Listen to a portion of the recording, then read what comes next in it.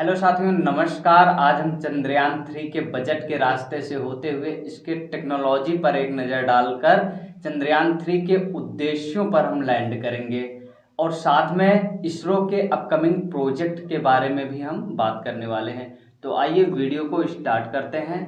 तो मैं हूं आशीष और हमारे साथ मौजूद हैं मिस्टर सचिन जी।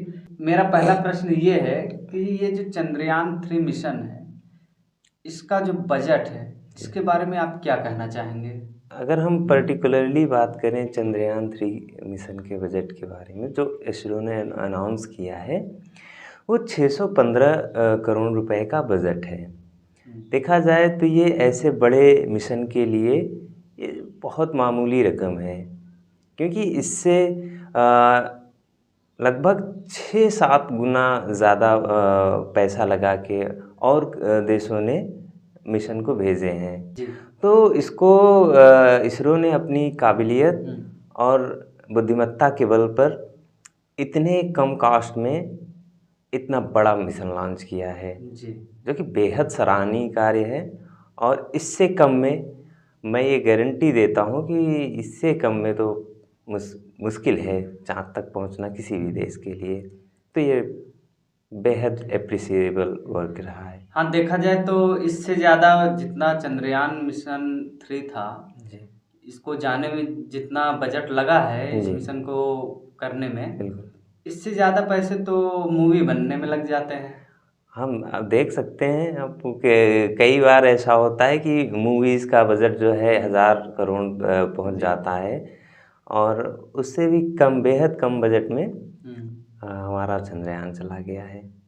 तो ये बेहद ज़बरदस्त बात है हमारे देश के लिए, हमारे इसरो के लिए, कि इन्होंने वो कर दिखाया है जी।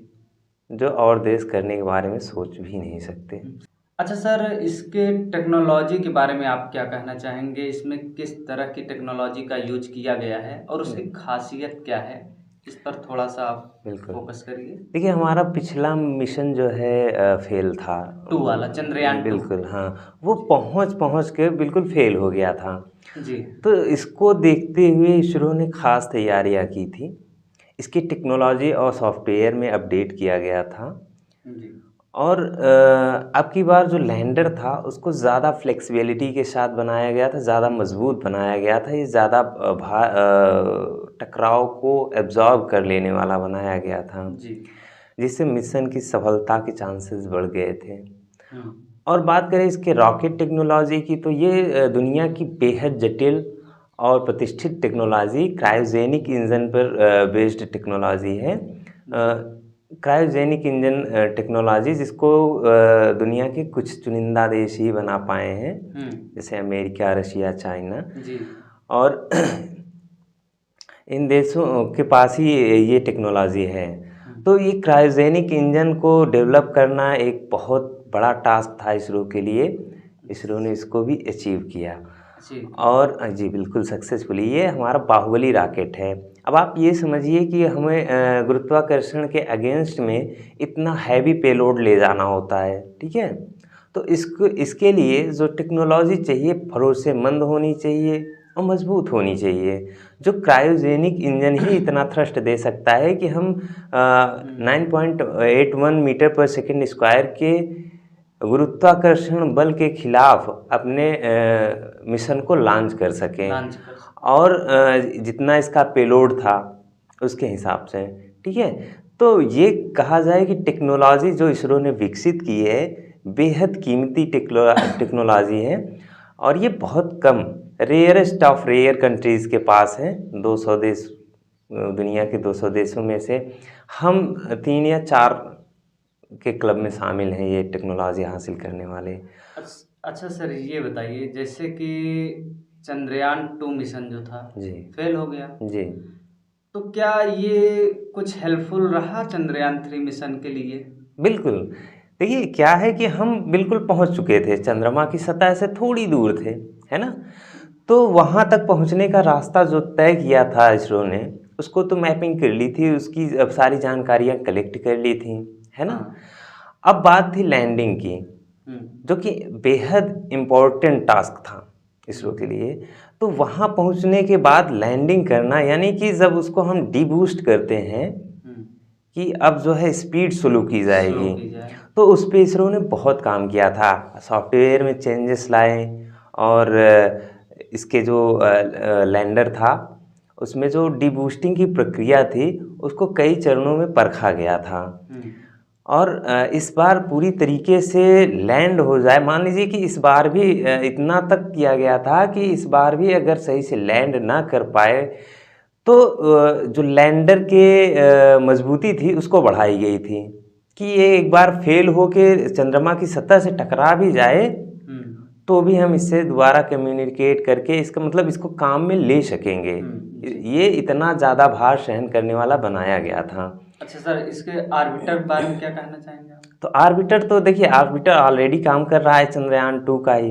2 का जी बिल्कुल, क्योंकि आर्बिटर सेपरेट होके प्रॉपरली वर्क कर रहा था। अब बात थी कि लैंडर नहीं जा पाया था सतह पे, तो अब सिर्फ लैंडर को हमको पहुंचाना था जी।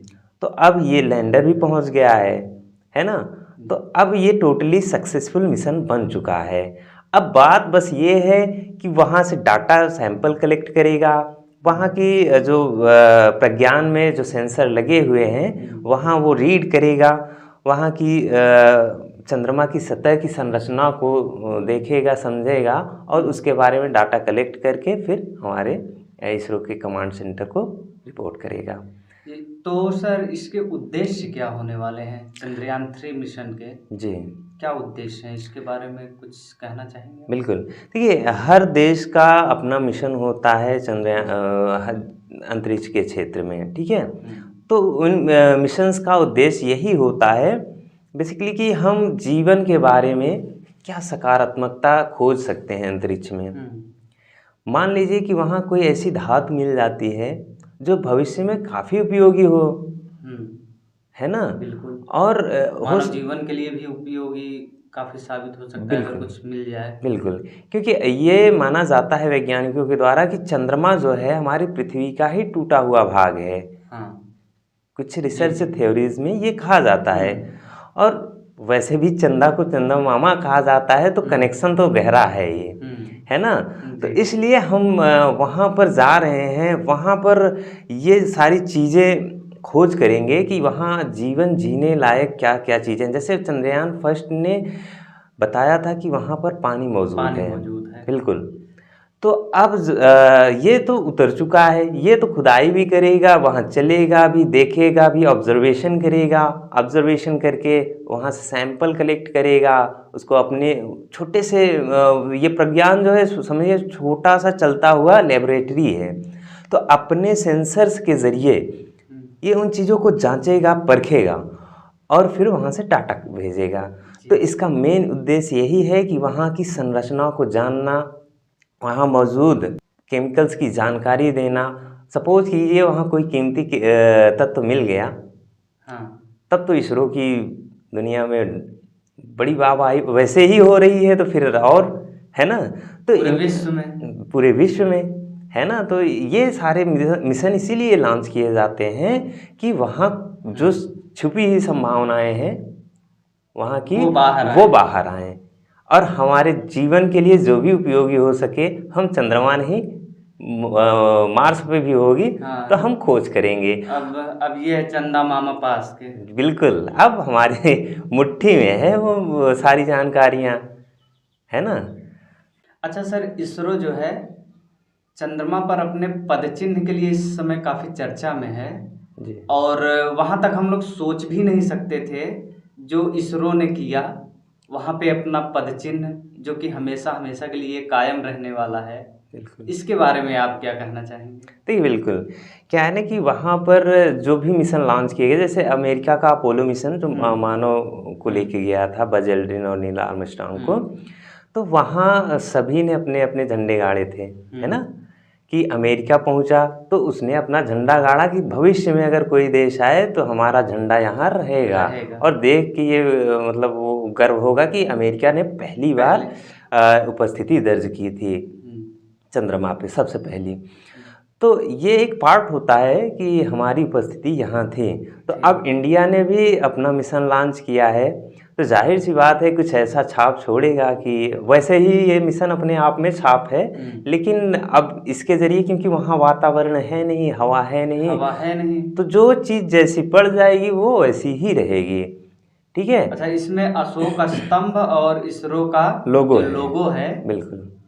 तो हाँ, वो वहाँ छाप छूटी है और अच्छी बात है, ये हमेशा अमर रहेगा। और ये हाँ, देखने वाली बात ये है सर कि ये हमेशा रहेगा, मिटेगा नहीं। जैसे कि वहाँ पे वातावरण है नहीं, बिल्कुल, हवा है नहीं, तो वो जो चीज जैसे पड़ी हुई है वैसे ही बिल्कुल पड़ी रहेगी। क्योंकि जो पार्टिकल्स होते हैं मिट्टी के, वो तो उस पर पड़ने वाले हैं नहीं। हाँ, हवा है नहीं और बारिश भी वहाँ होती नहीं, तो जाहिर सी बात है कि वो वैसे ही पड़ी रहेगी। जी जी। तो सर इसरो तो चंद्रयान 3 लॉन्च कर दिया जी, पूरी तरीके सफल रहा और पूरे विश्व में नाम रोशन हुआ भारत का। बिल्कुल, और ये गर्व की बात है, बेहद गर्व की बात है। बिल्कुल। तो सर इसरो के अपकमिंग प्रोजेक्ट क्या होने वाले हैं, ये थोड़ा मतलब जिज्ञासा भरा है। और अन्य जो देश हैं वो भी इस समय सोच रहे हैं कि चंद्रयान 3 सफल हुआ, अब भारत क्या करने वाला है, भारत का इसरो क्या करने वाला है। अब इसरो लाजवाब चीज़ है इंडिया के लिए। ठीक है, तो इसके काम भी लाजवाब हैं, इनका कोई जवाब नहीं है। तो अपकमिंग प्रोजेक्ट के रूप में अभी देखिए हम सूर्य की तरफ बढ़ेंगे। अच्छा, अब सूर्य की चुनौती को एक्सेप्ट किया है इसरो ने, आदित्य L1 बना रहा है, जिसको अभी हम इसी साल लॉन्च भी करेंगे, अभी डेट डिक्लेयर नहीं हुई है।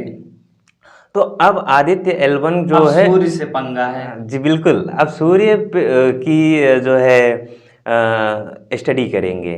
ठीक है, तो आदित्य L1 के रूप में हमारा एक और मिशन लॉन्च होने वाला है, बिल्कुल इसरो की तरफ से, तो जिसमें सूर्य के बारे में स्टडी की जाएगी। और उसके जस्ट बाद हमारे कई अपकमिंग प्रोजेक्ट हैं, जैसे गगनयान। गगनयान अब इंडिया को और भी गौरवान्वित करवाने वाला प्रोजेक्ट होने वाला है। इसमें 3 एस्ट्रोनॉट को भेजा जाएगा अंतरिक्ष में। ठीक है, हाँ। तो अब ऐसा कोई क्षेत्र रह नहीं जाएगा जहां इसरो ने अपना झंडा न गाड़ा हो। चंद्रमा हो गया, मंगल हो गया, अंतरिक्ष हो गया, सूर्य हो गया। अब सूर्य को टारगेट किया जा रहा है। और प्रधानमंत्री मोदी जी ने ये भी कहा है कि हम शुक्र को भी देख रहे हैं, लाइन पे लेंगे। तो बेहद बिल्कुल ये सारी चीज़ें होने वाली हैं और इसरो किसी को छोड़ने वाला है नहीं, सबको देखेगा। तो अच्छी बात है और हमारे देश में हो रहा है तो हमें बेहद खुशी है, बेहद खुशी है। ठीक है, और ये कोई एक देश का मिशन नहीं होता, ये पूरी दुनिया के लिए होता है, पूरे दुनिया के लिए कहा जाए, क्योंकि ये जितनी भी टेक्नोलॉजीज होती हैं, हम एक दूसरे की मानवता के हित के लिए जो भी काम होते हैं वो पूरी दुनिया के लिए होते हैं। तो ये कह लिया जाए कि हमारा मिशन जो है दुनिया को लाभान्वित करेगा। चंद्रमा पर कुछ ऐसा साइन मिल जाता है कि यहाँ जीवन जीने लायक कुछ चीज़ें हैं, तो पूरी दुनिया फिर उससे लाभान्वित होगी, है ना, सिर्फ इंडिया और इसरो नहीं। तो ऐसे मिशन बनते रहने चाहिए। और हमारे अपकमिंग मिशन, अब इसरो के लिए सैटेलाइट लॉन्च तो एक खिलौना हो चुका है, इनकी इतनी ज़बरदस्त सक्सेस है इस फील्ड में कि दुनिया भर के सैटेलाइट हम लॉन्च करते हैं। आने वाले जो मिशन हैं वो बेहद महत्वपूर्ण हैं और इसरो इसमें भी झंडे गाड़ेगा।